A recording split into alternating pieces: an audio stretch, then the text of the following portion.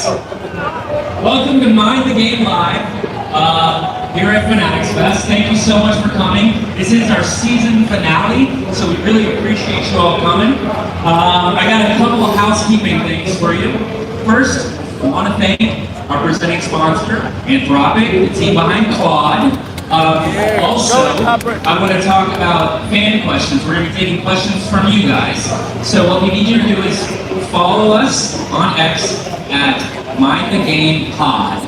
Send us your questions there, and we'll get to as many as we possibly can. All right.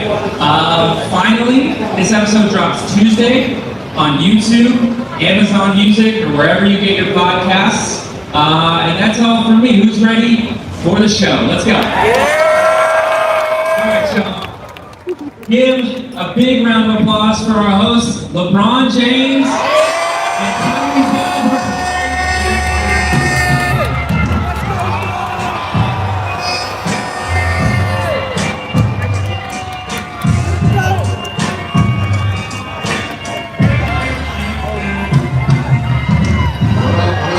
New York City.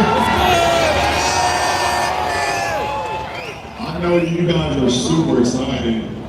The Knicks brought it home this year. I know Tyrese is even more excited the Knicks brought it home. No. Good for them. I'm happy for them. Before we start, I gotta ask you, bro, like, what are you going on was this year 76? Year 79, I think I'm coming up. Okay. So why are you still doing this?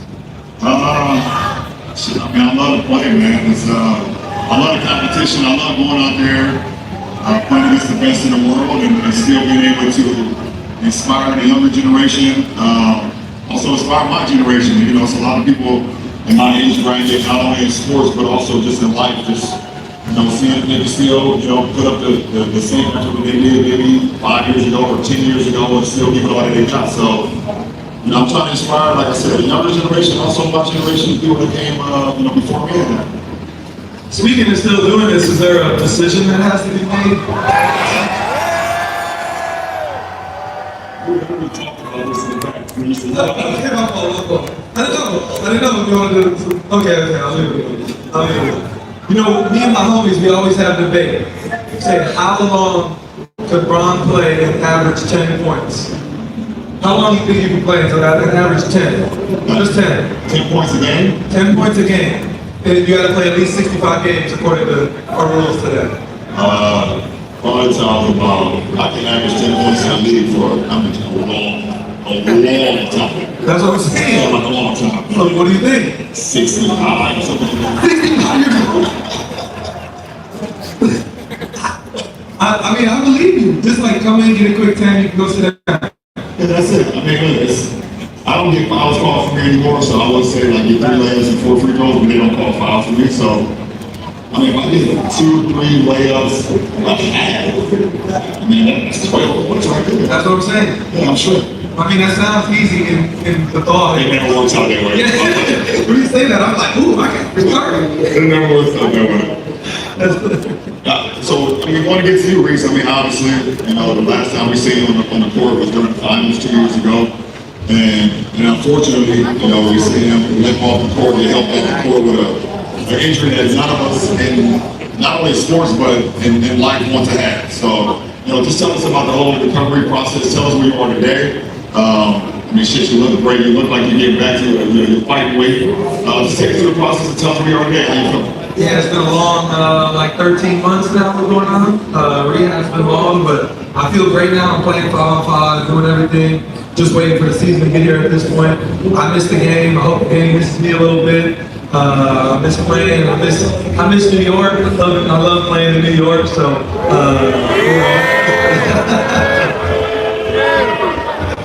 yeah, man. I miss you too. Yeah. I see they miss me too. That's awesome.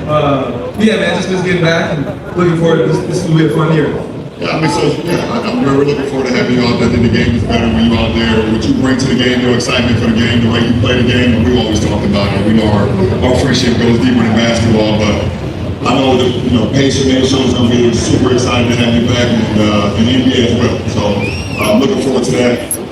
Let's get to the Knicks, man. We have to. We ain't had that last year. We're not even to the Knicks. We wouldn't be right if we didn't. Let's just talk about their championship run. Obviously, it all starts with JB. Jalen Brunson, finally what do we think that is different from last year's team compared to this year's team in order to win? Yeah, I think personally, obviously playing in the last couple of years, I think a lot changed. I think Mike Brown was a big addition to them. I think the ball moved a lot more for them. I think they relied on their second unit even more, which I think is important. I think obviously their starting five was amazing. JB did his thing, Cat, OG, Mikhail, all those guys. But then I think you can't get rid of the contributions of Jose Alvarado, you know what I mean, Mitchell Robinson, or guys like that who come in, making big plays, helping win playoff games when things matter. And I think that's ultimately what mattered the most. They just leaned on more of their depth, which I think really means a lot. Absolutely. I think I'm thinking back exactly what you just said, Reese. The biggest take that I saw from the Knicks team from last year to this championship team, I think they just diversified their offensive portfolio. It was a lot of Jalen Brunson pick and rolls, a bunch of Jalen Brunson pick and rolls last year, and it allowed the defense to kind of just key in on him.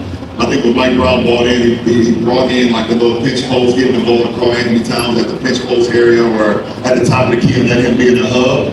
And yes, at the end of the day, it would still get to Jalen Brunson, but it didn't allow you to just sit on one action. I think that's what helped him a lot. But look at a stat right here. They had the highest playoff point differential of all time, over 14 and a half points, which is insane. And we said, Cat, we know the blue guys like Alvarado and Josh Hart and things of that nature, and Mikal Bridges, but obviously the unsung hero of the whole finals run was OG. Every time I felt like the Knicks was either having a time where they couldn't score or they couldn't get stopped, that guy made either a three in the corner or got to the hole, or obviously we know the tipping that he had after that crazy comeback that he had. So I thought OG, we got to get OG his props. Yeah, for sure. I think they just like I said, leading on depth is big. Obviously, you won. More many championships, it takes a whole unit. You know what I mean? The last couple of years, I felt like for 48 minutes, their starting five would come to play. Then as the game got in, we got their legs and the series went on. I felt good. Whereas this year, it felt like they were leaning on everybody. Guys felt fresh. They looked really good. So you gotta give props to do. You know what I'm saying? Congrats to them. And what would you say as far as obviously we talk a lot about Jalen Brunson, and rightfully so. He's one of those unique players in our league that is a three-level scorer. Can score from the three, can score from the mid-range, can get to the paint, get floaters. Obviously using his footwork, playing off two. Obviously being a point guard, he's so unique, what makes him so tough. Out there on the floor. Yeah, I would say a couple things. I think for he's not obviously the tallest dude, but his footwork and the way he's able to use his body in the post, I think is pretty crazy for his size. You know what I mean? He does a great job of if you put a guy on there who's his size, they're too small. That's just point blank period. And I think he does a great job of he exhausts all options. Usually good guards, they drive, you get cut off, you stop, pick it up, you swing it. A guy like him, he's driving, picks it there, and then he stops, reattacks the other way. It's you get multiple thrusts at all times. It's there's a lot to defend over the course of a whole series, over the course of one game. I think that's what separates him from a lot of people. Is just the way he's able to constantly put pressure on you defensively. I also don't think that people talk about his stamina.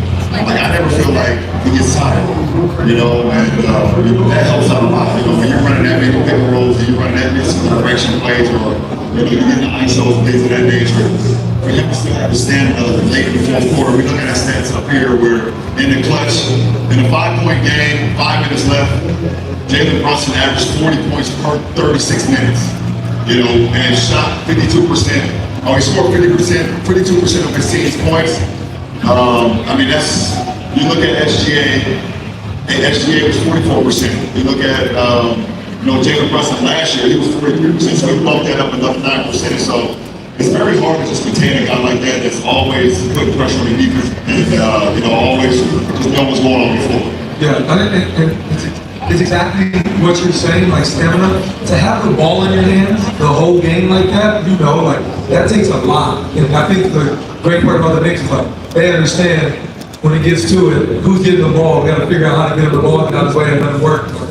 Just what it takes. Good group. They got a good group of guys. That's why it works. Absolutely. Well, this is like a mind the game ritual. So I don't know if you guys are watching mind the game much, but I always open up a bottle of wine with my co-host. So I'm gonna open up this bottle of wine where Tyrese can say whenever you go to the crowd. Dude, how's everybody feeling?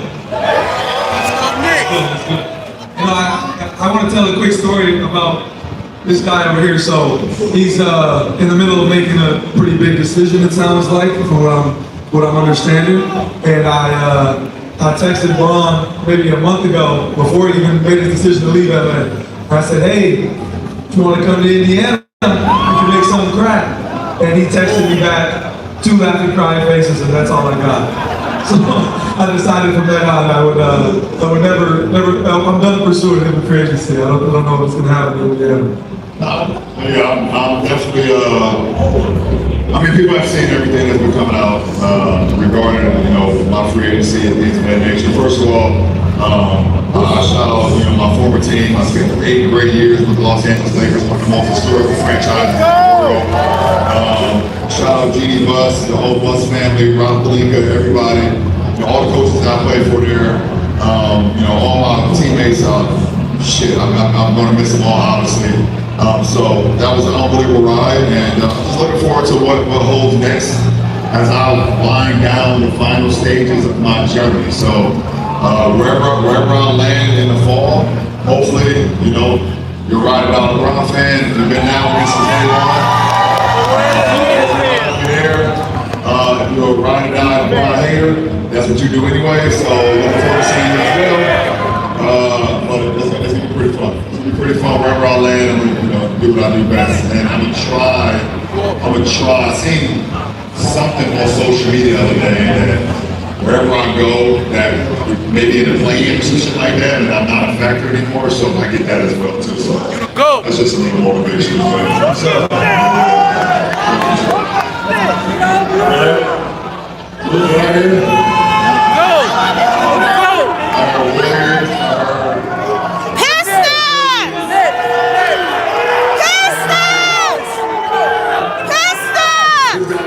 Come to the Yankees, I'm like, shut up.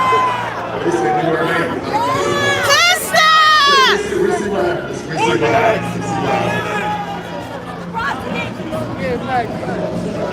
Pistons! Okay, so now we have a segment. We're going to move into a segment presented by Claude, and it's about improbabilities.